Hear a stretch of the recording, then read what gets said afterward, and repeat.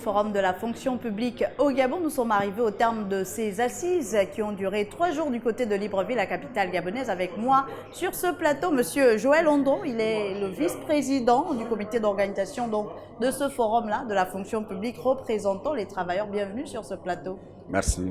Alors déjà, peut-être la première question, est-ce que vous sortez de là satisfait par rapport aux attentes qui étaient les vôtres? Est-ce que finalement toutes les propositions et toutes les revendications des travailleurs ont-elles été prises en compte? Je voudrais signaler que le Forum de la fonction publique nous soumet à un exercice de l'international. Oui. Le Bureau international du travail définit le dialogue social comme toute forme de négociation, toute forme de consultation, toute forme de discussion et toute forme d'information entre l'employeur et les représentants des travailleurs qui sont les partenaires sociaux.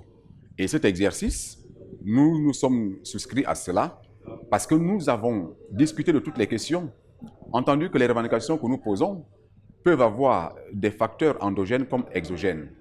Et puis arriver que l'agent public, par exemple, voit sa carrière ne pas être déroulée comme cela se doit, mais ça peut être du fait de la lourdeur des textes qui sont devenus caducs et qui ne sont plus adaptés au contexte.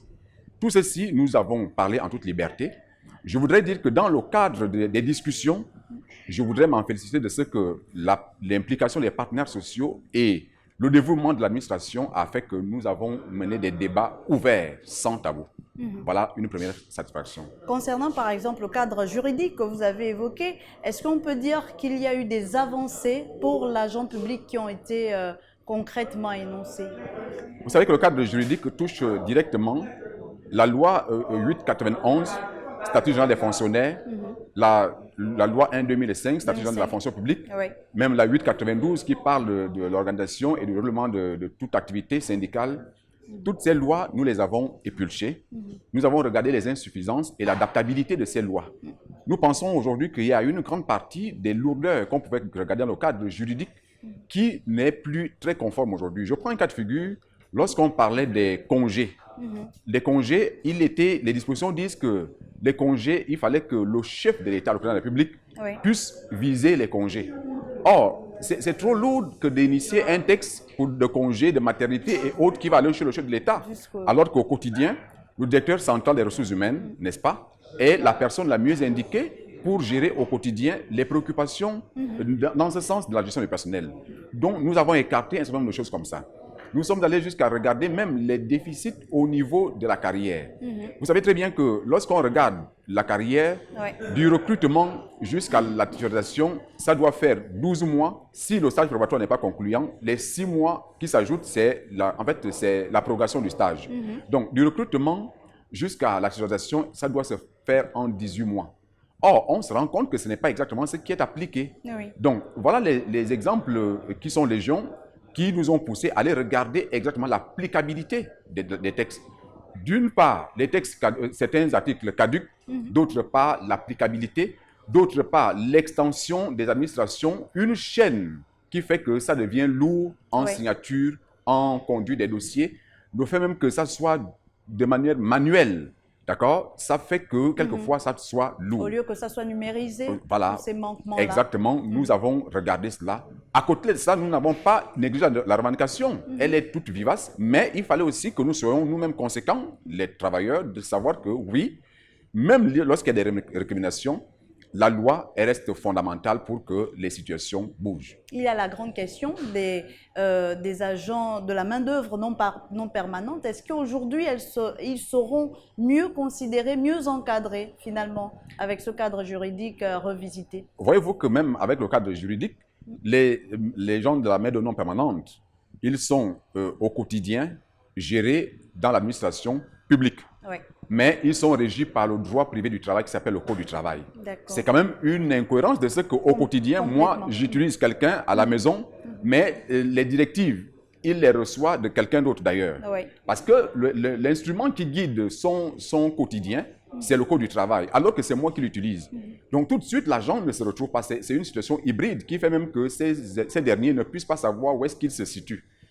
Et c'est pour cette raison que nous avons pensé qu'il y a question de regarder, est-ce qu'ils doivent toujours être soumis au Code du travail? Nous pensons que non. Il faut que l'utilisateur puisse également dicter une ligne de conduite, un règlement intérieur à la maison, de telle sorte que quand quelqu'un arrive, une femme de ménage, et ainsi de suite, sache que ma patronne m'a demandé de laver la vaisselle. Après la vaisselle, je vais tremper le poisson, ainsi de suite. Voilà ce que nous pensons. Il faut rapprocher cela parce que c'est trop excentré et ça fait qu'on ne puisse pas réellement savoir quel est le statut réel de ce personnel. Aujourd'hui, on parle d'une administration publique plus performante. Comment l'administration, déjà, d'une part, devrait travailler à se moderniser? Comment l'agent public pourrait contribuer à rendre l'administration plus performante? Vous savez, dans un premier temps, pour une administration, pour un patron, pour un père de famille, le nombre, c'est que l'effectif joue un grand rôle. Oui. Parce qu'à partir des effectifs réels, vous pouvez distribuer des tâches.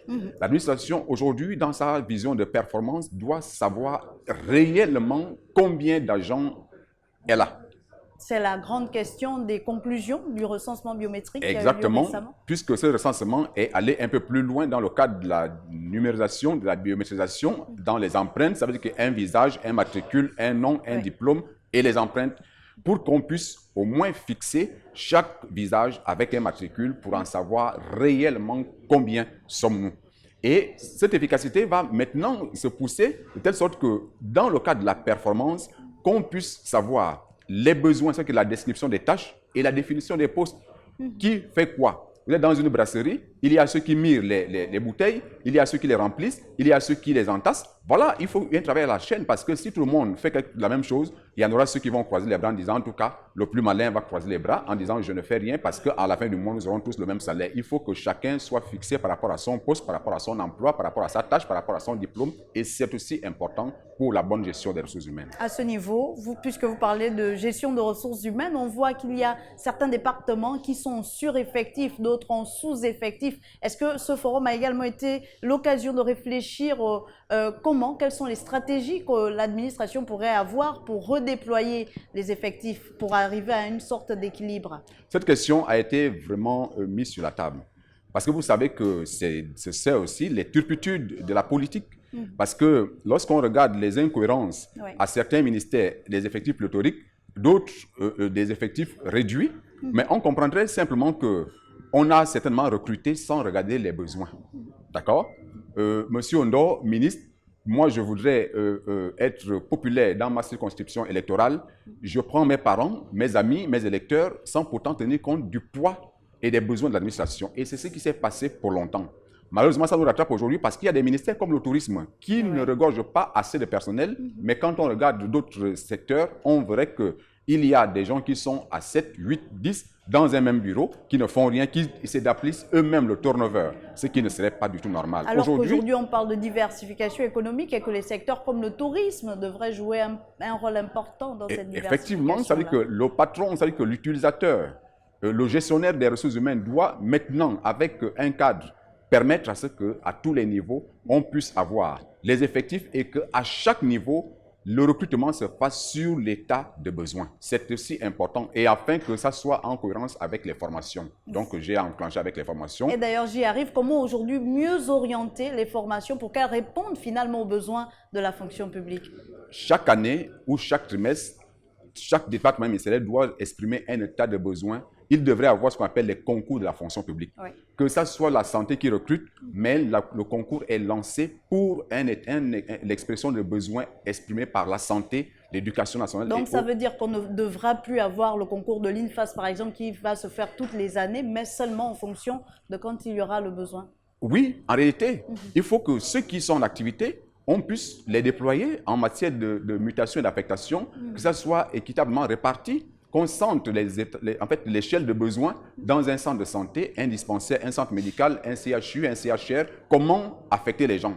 Si on affecte les gens par sentimentalisme, moi je vais aller à Mimongo. Il est vrai que les agents publics sont confrontés à des difficultés telles que le logement, telles que l'accès, par exemple les routes.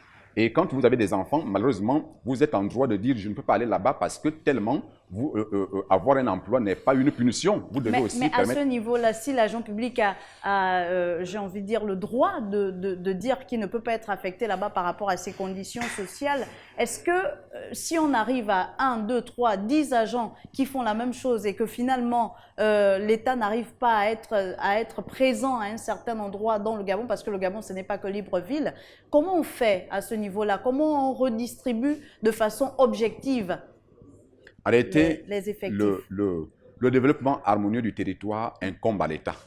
Et c'est exactement cet État qui doit prévoir, dans la gestion du personnel, dans l'attribution des emplois, dans les affectations, qu'aucun agent public, sinon aucun travailleur, ne devrait sacrifier ses enfants au motif d'un emploi. Si on m'envoie à Bikondom et que Bikondom n'a ni établissement secondaire, la route, vraiment, ce n'est pas praticable. Alors, vous voyez que tout de suite, j'aurais du mal à servir dans une telle localité parce que ça va impacter. Nous ne sommes pas, en fait, les agents publics, sinon les travailleurs, ne sont pas des hommes seuls. Ils sont entourés de leur famille qui doivent trouver l'épanouissement même de notre travail. Autant l'État a la responsabilité de créer les conditions pour permettre l'épanouissement de l'agent public, autant l'agent public a une responsabilité vis-à-vis de l'État, parce que si effectivement ces conditions sont créées et que l'agent public refuse consciencieusement de se rendre à son lieu d'affectation, que ce soit à Mouila ou à Fougamou, alors qu'est-ce qu'on devrait faire au sortir de ce forum? Est-ce qu'il ne faudrait pas commencer à sanctionner? En réalité, comme partout ailleurs, les mécanismes